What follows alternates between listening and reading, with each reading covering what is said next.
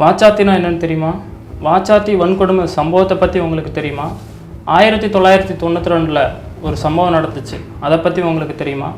2011 அந்த சம்பவத்தில் ஈடுபட்டவர்கள் வந்து தண்டிக்கப்பட்டாங்க, அதை பற்றி உங்களுக்கு தெரியுமா? அந்த தண்டிக்கப்பட்டவர்களோட தீர்ப்பை இன்றைக்கி சென்னை உயர்நீதிமன்றம் அந்த தீர்ப்பை வந்து உறுதி செஞ்சுருக்குது. அந்த வழக்கோட பின்னணி தெரியுமா? வாச்சாத்தினா என்ன, வாச்சாத்தி பின்னாடி இருக்கிற அரசியல் யார் அப்படிங்கிறத பார்க்கலாம், வாருங்கள்.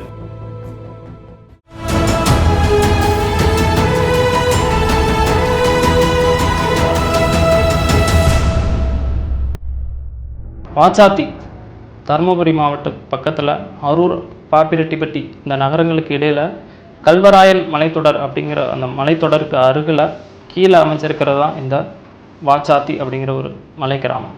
இந்த கிராமத்தில் வந்து 1992 படி வெறும் 700 பேர் மட்டுமே வாழ்ந்ததாக சொல்லப்படுது.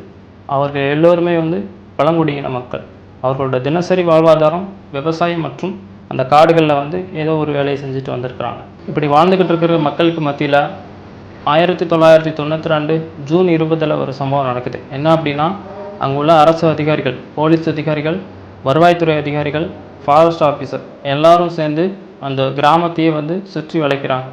சுற்றி வளைச்சது மட்டும் இல்லாமல் அங்குள்ள பெண்களை வந்து பாலியல் ரீதியாக துன்புறுத்துகிறாங்க. காரணம் என்னன்னு கேட்டால், நீங்கள் வந்து சந்தன மரங்களை கடத்துறீங்க, வீரப்பனுக்கு உடந்தையாக இருக்கிறீங்க அப்படிங்கிற ஒரு குற்றச்சாட்டை சொல்கிறாங்க. இதற்கு பின்னாடி உண்மையிலே வந்து சந்தன மரங்களை கடத்தினாங்களா, அவங்க சொன்னதுக்கான பதில் வந்து அதற்கு பின்னாடி அரசியல் இருக்கிறதா அப்படிங்கிறத பற்றி தான் நம்ம இன்றைக்கி இந்த வீடியோவில் முழுசாக பார்க்க போகிறோம். வாச்சாத்தி அப்படிங்கிற கிராமத்தில் ஜூன் 20 1992 தான் இந்த சம்பவம் நடக்குது. என்ன அப்படின்னா, அங்குள்ள அதிகாரிகள் வந்து வீரப்பனுக்கு வந்து உடந்தையாக அங்குள்ள மக்கள் இருக்கிறாங்க, சந்தன மரங்களை கடத்தி பதுக்கி வச்சு கடத்துகிறாங்க அப்படிங்கிற ஒரு குற்றச்சாட்டோடு அங்குள்ள அதிகாரிகள், அரசு அதிகாரிகள், ஃபாரஸ்ட் ஆஃபீஸர் எல்லோருமே சேர்ந்து அங்கே அந்த ஊருக்குள்ளே புகுந்து அங்குள்ள வீடுகளை வந்து அடித்து துவம்சம் செய்கிறாங்க. அது மட்டும் இல்லாமல் அங்குள்ள பாட்டிமார்கள் எல்லோரும் சேர்ந்து குடிசை எல்லாத்தையும் சேர்ந்து அடித்து நொறுக்கிறாங்க. அது மட்டும் இல்லாமல் அங்குள்ள பெண்களை வந்து மிக கொடுமையான அளவுக்கு வந்து பாலியல் ரீதியாக துன்புறுத்துகிறாங்க. அந்த சம்பவம் தான் இன்றைக்கு வரைக்கும் நம்ம பேசிக்கிட்டு இருக்கிற ஒரு விஷயம். இந்த விஷயந்தான் இந்த வழக்கோட தீர்ப்பு அப்படிங்கிறது 2011 மிகப்பெரிய அளவில் உலக அளவில் எதிரொலிச்சது அப்படிங்கிறதே நம்ம பார்க்க முடிஞ்சிச்சு. இந்த டைமில் தான் நம்ம இந்த வழக்கை பற்றி பேசிகிட்டு இருக்கிறோம். இதற்கு முன்னாடி இந்த வழக்கோட பின்னணியில் யார் இருந்தா அப்படிங்கிறத நம்ம இந்த இடத்துல பார்க்க வேண்டியது இருக்குது. இந்த வழக்கோட பின்னணியில் அந்த தமிழ்நாடு மலைவாழ் மக்கள் சங்க பொதுச் செயலாளராக இருந்த சண்முகம் அப்படிங்கிற ஒருத்தர் தான் இந்த வழக்கை வந்து நடத்திட்டு வந்திருக்கிறதா முக்கியமாக சொல்லப்படுது. 1992 நடந்த சம்பவம் வந்து மிகப்பெரிய அளவில் பேசப்பட்டுச்சு. யாருமே வந்து வெளியே கொண்டு வரல அப்படிங்கிற ஒரு புகாரும் எழுந்துச்சு. அதுக்கப்புறம் தான் அவங்களாம் சேர்ந்து சிபிஐக்கு வந்து மாற்றணும் அப்படிங்கிற ஒரு கோரிக்கையை உச்சநீதிமன்றத்தில் வைக்கிறாங்க. அதுக்கப்புறம் 1995 அப்புறம் சிபிஐக்கு மாற்றப்படுது. ஆனால் 92 நடந்த அந்த வன்கொடுமை சம்பவத்தில் வந்து பாலியல் ரீதியாக துன்புறுத்தினது மட்டும் இல்லாமல் அங்குள்ள கிராம மக்கள் 100க்கும் மேற்பட்ட பேரை வந்து கைது செய்கிறாங்க. அதில் 90க்கும் மேற்பட்ட பேர் வந்து பெண்கள், குறிப்பாக அதில் 25க்கும் குறைவான குழந்தைகள். இப்படி அந்த 100க்கும் மேற்பட்ட அந்த கிராமத்தை சேர்ந்தவர்களை வந்து அந்த அரசு அதிகாரிகள் வந்து கைது செய்கிறாங்க.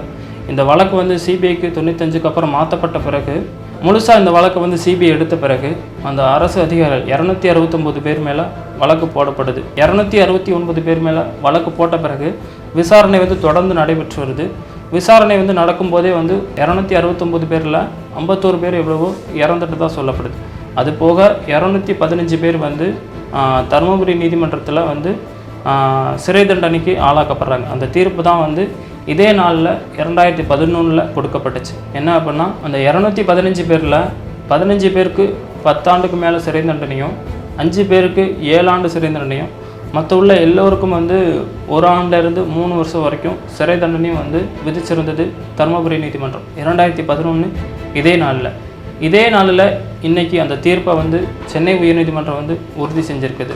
இந்த வாச்சாத்தி வன்கொடுமை சம்பவத்துக்கு பின்னால் ஒரு அரசியல் இருக்குது அப்படின்னு எப்போவுமே ஒரு சில பத்திரிகையாளர்கள் வந்து சொல்லிட்டு தான் இருக்கிறாங்க. யார் அப்படின்னு பார்த்தோம் அப்படின்னா, 1991 96 வரைக்கும் இருந்தது ஜெயலலிதா ஆட்சி. ஜெயலலிதா ஆட்சியில் அந்த 91 96 பீரியடில் அவங்க ஆடாத ஆட்டமே இல்லை அப்படின்னு சொல்கிறாங்க பத்திரிகையாளர்கள். இதற்கு மத்தியில் தான் வந்து இந்த சம்பவம் வந்து 92 நடக்குது. அந்த டைமில் வந்து வனத்துறை அமைச்சராக இருந்தவர் செங்கோட்டையன். அப்போது இந்த சம்பவம் நடந்த போது அவர்கிட்ட கேட்டப்போ இந்த மாதிரி ஒரு சம்பவமே நடக்கலை அப்படின்னு ஒரு தகவலை சட்டமன்றத்தில் சொல்கிறார். இதற்கு பின்னாடி இப்போவுமே வந்து ஜெயலலிதாவும் அந்த அமைச்சரும் இருக்கிறதா இன்னமும் வந்து ஒரு சிலர் வந்து சொல்லிகிட்டு இருக்கிறாங்க. ஆனால் இதற்கு பின்னாடி உண்மையிலே யார் அரசியலில் இருந்தாங்க அப்படிங்கிறத இப்போ வரைக்குமே யாராலையும் சொல்ல முடியலை.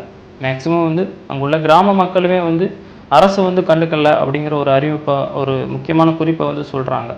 ஆனால் இந்த சம்பவத்தில் வந்து முழுக்க முழுக்க வீரப்பனுடையோ இல்லை சந்தன மரத்தை கடத்தினதாகவோ எந்த ஒரு தகவலும் இல்லை அப்படிங்கிறது தான் பெரும்பாலானோரோட கருத்தாக இருக்குது. இதற்கு மத்தியில் இந்த ஒரு சம்பவம் நடந்து முடிஞ்சிருக்குது. 2011 ஒரு தீர்ப்பை கொடுத்தாச்சு. இந்த தீர்ப்பில் தான் இந்த தீர்ப்பை எதிர்த்து அந்த தண்டிக்கப்பட்டவர்கள் 215 பேர் வந்து மேல்முறையீடு செய்கிறாங்க. அந்த மேல்முறையீட்டோட வழக்கு தீர்ப்பு தான் இன்றைக்கி வந்திருக்கிற சென்னை உயர்நீதிமன்ற தீர்ப்பு. அன்னைக்கு 2011 வழங்கப்பட்ட தீர்ப்பை, இதே நாளில் வழங்கப்பட்ட தீர்ப்பை இன்றைக்கி அந்த சென்னை உயர்நீதிமன்றம் வந்து உறுதி செஞ்சுருக்காங்க. என்ன அப்படின்னா, இந்த தீர்ப்பில் என்ன சொல்லியிருக்காங்க அப்படின்னா, அந்த 215 பேருக்கு அன்னைக்கு தீர்ப்பு அளித்தாங்க பார்த்தீங்களா தருமபுரி நீதிமன்றம், அந்த தீர்ப்பை இன்றைக்குமே வந்து உறுதி செஞ்சுருக்காங்க.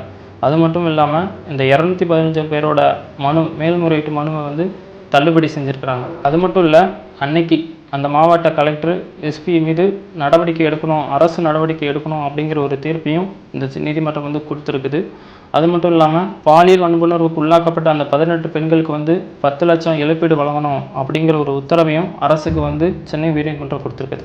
அது மட்டும் இல்லாமல் அந்த 10 லட்சத்தில் 5 லட்சம் இந்த தண்டிக்கப்பட்டிருக்காங்க இல்லையா, இவங்ககிட்ட இருந்து ஒரு 5 லட்சமும் அரசுகிட்ட இருந்து ஒரு 5 லட்சமும் வாங்கி கொடுக்கணும் அப்படிங்கிற ஒரு உத்தரவையும் கொடுத்துருக்குது. இது மட்டும் இல்லாமல் அங்கே வந்து மேம்பாட்டு வசதிகளை செஞ்சு கொடுக்கணும், உதவிகளை செஞ்சு கொடுக்கணும் அப்படிங்கிற ஒரு உத்தரவையும் சென்னை உயர்நீதிமன்றம் வந்து இன்றைக்கி உத்தரவு பிறப்பிச்சிருக்கிறாங்க. இந்த வாச்சாத்தி சம்பவம் அப்படிங்கிறது உலக அளவில் மிகப்பெரிய அளவில் பேசப்பட்டுச்சு. இந்த வழக்கில் அதிகமாக தண்டிக்கப்பட்டோம் அப்படிங்கிற ஒரு வழக்கும் இந்த வாச்சாத்தி வழக்கு தான். இந்த வாச்சாத்தி வழக்கில் இன்றைக்கி அந்த தீர்ப்பை வந்து சென்னை உயர்நீதிமன்றம் உறுதி செஞ்சுருக்குது. இந்த பாலியல் வன்கொடுமை வழக்குகளில் இந்த நிதியுதவியும் இந்த தண்டனையும் போதுமானதாக இருக்குமா, இல்லை இன்னும் இந்த தண்டனைகளை வந்து அதிகப்படுத்தணுமா அப்படிங்கிறத கருத்தை கீழே கமெண்டில் சொல்லுங்கள். இன்னொரு நாள் இன்னொரு வீடியோவில் வந்து உங்களை சந்திக்கிறேன். அது வரைக்கும் உங்களிடமிருந்து விடைபெறுவது நான் உங்கள் ராஜ்குமார்.